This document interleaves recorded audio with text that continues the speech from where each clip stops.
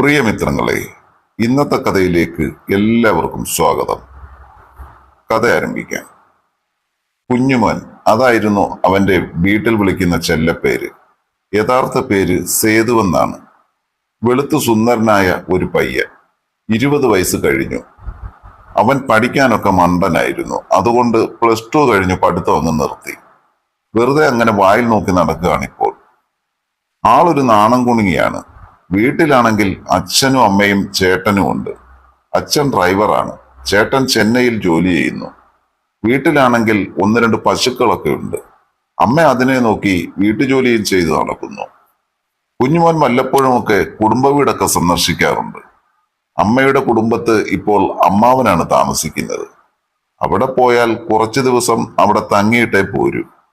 അങ്ങനെ ഒരു ദിവസം അവൻ അമ്മാവന്റെ വീട്ടിൽ ചെന്നപ്പോഴുണ്ടായ ചില സംഭവവികാസങ്ങളാണ് ഇവിടെ പറയാൻ പോകുന്നത്.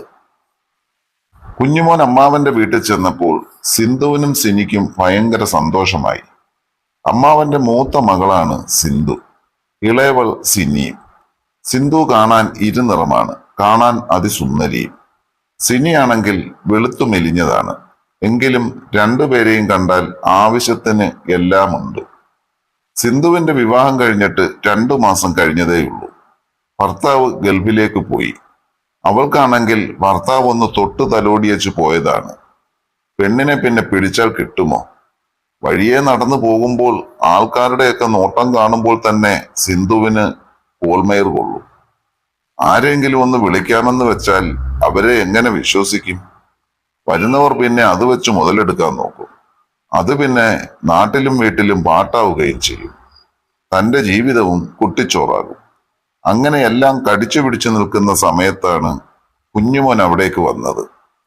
കുറച്ചുനാളായി കുഞ്ഞുമോൻ അവിടേക്ക് വന്നിട്ട്. കല്യാണത്തിന് വന്നേച്ചു പോയതാ. പിന്നെ സിനിയുടെ കാര്യവും ഏതാണ്ട് അങ്ങനെയൊക്കെ തന്നെയാണ്. അവളും പഠിത്തവുമെല്ലാം കഴിഞ്ഞ് വിവാഹപ്രായമായി നിൽക്കുവാണ്. സിനിക്ക് ഡിഗ്രിക്ക് പഠിക്കുമ്പോൾ ഒരു പ്രണയമുണ്ടായിരുന്നു. 1 വർഷം കഴിഞ്ഞപ്പോൾ അതങ്ങ് പൊട്ടിപ്പോയി.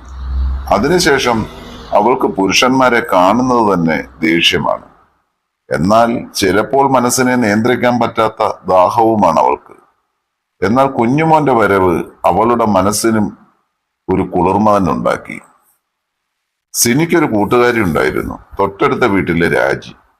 രാജിയാണ് സിനിയുടെ എല്ലാ രഹസ്യങ്ങളും അറിയുന്ന വിശ്വസ്തയായ കൂട്ടുകാരി. കുഞ്ഞുമോൻ വീട്ടിൽ വന്നപ്പോൾ എല്ലാവർക്കും വലിയ സന്തോഷമായി. അമ്മാവനും അമ്മാവിയും അവനെ സ്വീകരിച്ചിരുത്തി. കുഞ്ഞുമോന്റെ സൗണ്ട് കേട്ട് അടുക്കളയിലായിരുന്ന സിന്ധുവും സിനിയും അവിടേക്ക് ഓടി വന്നു. അവർ അവനെ കണ്ണുമിഴിച്ചു നോക്കി. ഷർട്ടും മുണ്ടുമാണ് അവന്റെ വേഷം. അവരെ രണ്ടുപേരെയും കണ്ടപ്പോൾ കുഞ്ഞുമോന് അതിയായ സന്തോഷം. ശോ, രണ്ടുപേരെയും കാണാൻ എന്ത് അടിപൊളി! നേരത്തെ കണ്ടതിലും രണ്ടുപേരും ഒന്നും കൂടി കൊഴുത്തിട്ടുണ്ട്, അവൻ മനസ്സിൽ കരുതി. രണ്ടുപേരുടെയും നോട്ടം കണ്ടപ്പോൾ അവന് നാണം വന്ന് തല താഴ്ത്തിയിരുന്നു. അവന്റെ ആ നാണവും ഇരിപ്പും കൂടി കണ്ടപ്പോൾ സിനിക്ക് ചിരിയാണ് വന്നത്. അവൾ അത് അടക്കി പിടിച്ചു നിന്നു. ആ കൊച്ചു വീട്ടിലേക്ക് അവൻ കൂടി വന്നതോടെ അവന് താമസിക്കാൻ ഏത് മുറി തരപ്പെടുത്തി കൊടുക്കും എന്നതായിരുന്നു അവർ ആലോചിച്ചത്. എന്റെ മുറി അവന് കൊടുത്തോളൂ എന്നായിരുന്നു സിന്ധുവിന്റെയും സിനിയുടെയും മനസ്സിൽ. പക്ഷേ അതെല്ലാവരുടെയും മുന്നിൽ വെച്ച് പറയാൻ പറ്റില്ലല്ലോ. അതുകൊണ്ട് അവർ മിണ്ടാതെ അങ്ങനെ നിന്നു. കുറച്ചു നേരത്തെ ആലോചനയ്ക്ക് ശേഷം അമ്മായി പറഞ്ഞു, "ഡാ മോനെ, നീ സിനിയുടെ മുറി എടുത്തു. അതാവുമ്പം ഇച്ചിരി കൂടി സൗകര്യമുള്ളതാ." അത് കേട്ടപ്പോൾ തന്നെ സിനിയുടെ മനസ്സിൽ ഒരുമിച്ച് ഒരു 3-4 ലഡു അങ്ങ് പൊട്ടി. ഓ, നറുക്ക് വീണത് പുരുഷന്മാരോട് ദേഷ്യമുള്ള ഇവൾക്കാണല്ലോ. അതല്ലെങ്കിലും അങ്ങനെ എറിയാൻ അറിയാവുന്നവന്റെ കയ്യിൽ ദൈവം കമ്പ് കൊടുക്കാറില്ലല്ലോ. സിന്ധു വിഷമത്തോടെ ചിന്തിച്ചു. ചേച്ചി തന്റെ മുഖത്ത് സന്തോഷം ശ്രദ്ധിക്കുന്നുണ്ടെന്ന് മനസ്സിലാക്കിയ സിനി അമ്മ പറഞ്ഞത് തനിക്ക് ഇഷ്ടമായില്ല എന്ന ഭാവത്തിൽ നിന്നു. അങ്ങനെ അന്ന് രാത്രി എല്ലാവരും ഭക്ഷണമൊക്കെ കഴിച്ചു കഴിഞ്ഞ് അവരവരുടെ മുറിയിലേക്ക് ചെന്നു. സിന്ധു ആണെങ്കിൽ അനിയത്തിയെ അസൂയ നിറഞ്ഞ കണ്ണുകളാൽ ഒന്ന് നോക്കിക്കൊണ്ട് മുറിയിലേക്ക് പോയി. സിനി വേഗം മുറിയിലേക്ക് ചെന്ന് കിടക്കയെല്ലാം തട്ടിക്കുടഞ്ഞ് ശരിയാക്കിയിട്ടു. അപ്പോഴാണ് കുഞ്ഞുമോൻ ആ മുറിയിലേക്ക് വന്നത്.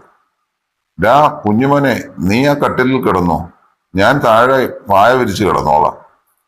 അയ്യോ, അത് വേണ്ട ചേച്ചി, ഞാൻ താഴെ കിടന്നോളാം, ചേച്ചി കട്ടിൽ കിടന്നു, അവൻ പറഞ്ഞു. അത് വേണ്ടടാ, അല്ലെങ്കിൽ നമുക്ക് രണ്ടുപേർക്കും കൂടി അഡ്ജസ്റ്റ് ചെയ്ത് കട്ടിൽ കിടക്കാം. ഇത് പറയുവാനായി തുനിഞ്ഞപ്പോഴേക്കും അവൻ താഴെ താഴെ വിരിച്ചിട്ട പായിൽ കിടന്നിരുന്നു. പിന്നെ സിനി ഒന്നും മിണ്ടിയില്ല. അങ്ങനെ ലൈറ്റ് ഓഫ് ചെയ്ത് അവർ കിടന്നു. കുറച്ചു സമയം കഴിഞ്ഞു കാണും. സിനി പതിയെ അവനെ വിളിച്ചു. ഡാ കുഞ്ഞുമോനെ. എന്താ ചേച്ചി? ഡാ, നിനക്കും കൂടി കട്ടിലിൽ കിടന്നുകൂടായിരുന്നോ? താഴെ കിടന്നാൽ ചിലപ്പോൾ നാളെ നേരം വെളുക്കുമ്പോഴേക്കും ശരീരവേദനയോ വല്ലതും വരും. ഓ, അത് കുഴപ്പമില്ല ചേച്ചി, വീട്ടിലും ഞാൻ താഴെ പാവിരിച്ചാണ് കിടക്കാറുള്ളത്. അവൾ മൂളി. അങ്ങനെ ഓരോന്നൊക്കെ സംസാരിച്ചു കിടന്ന് എപ്പോഴോ അവർ ഉറങ്ങി. പിറ്റേന്ന് രാവിലെ കുഞ്ഞുമോൻ ഉറക്കമുണർന്ന് പായിൽ എഴുന്നേറ്റിരുന്നു. കുറച്ചു നേരം അവിടെ ഇരുന്നു കൊണ്ട് തന്നെ അവൻ ഉറക്കം തൂങ്ങി. അതിനുശേഷം നോക്കിയപ്പോൾ അവൻ ഞെട്ടിപ്പോയി. സിനി ചേച്ചി പായിൽ കിടക്കുന്നു. പെട്ടെന്ന് അവൻ അയ്യോ എന്ന് പറഞ്ഞു. എന്താടാ, എന്തു പറ്റി? സിനി ഉറക്കത്തിൽ നിന്ന് ഉണർന്ന് ചോദിച്ചു. ചേച്ചി എങ്ങനെയാ ഇവിടെ എത്തിയത്? ഓ, അതോ, ചിലപ്പോൾ അങ്ങനെയാടാ, ഞാൻ ഉറക്കത്തിൽ കട്ടിൽ കിടന്നുരുളും. അങ്ങനെ ഉരുണ്ടപ്പോഴെങ്ങാനും താഴെ വീണതായിരിക്കുമടാ. ഉറക്കത്തിലായതുകൊണ്ട് ഞാനൊന്നും അറിഞ്ഞതുമില്ല. ഇന്നലെ എന്തൊക്കെയോ സ്വപ്നം കണ്ടായിരുന്നു ഞാൻ, സിനി പറഞ്ഞു. ആണോ? ഞാനും ഏതാണ്ടൊക്കെ സ്വപ്നം കണ്ടു ചേച്ചി, പക്ഷേ നല്ല അടിപൊളി സ്വപ്നമായിരുന്നു, അവൻ പറഞ്ഞു. ആണോ? അത് നീ വീട് മാറിക്കിടന്നത് കൊണ്ടാകും. അത് പറഞ്ഞ് സിനി ചിരിച്ചുകൊണ്ട് എഴുന്നേറ്റ് പോയി.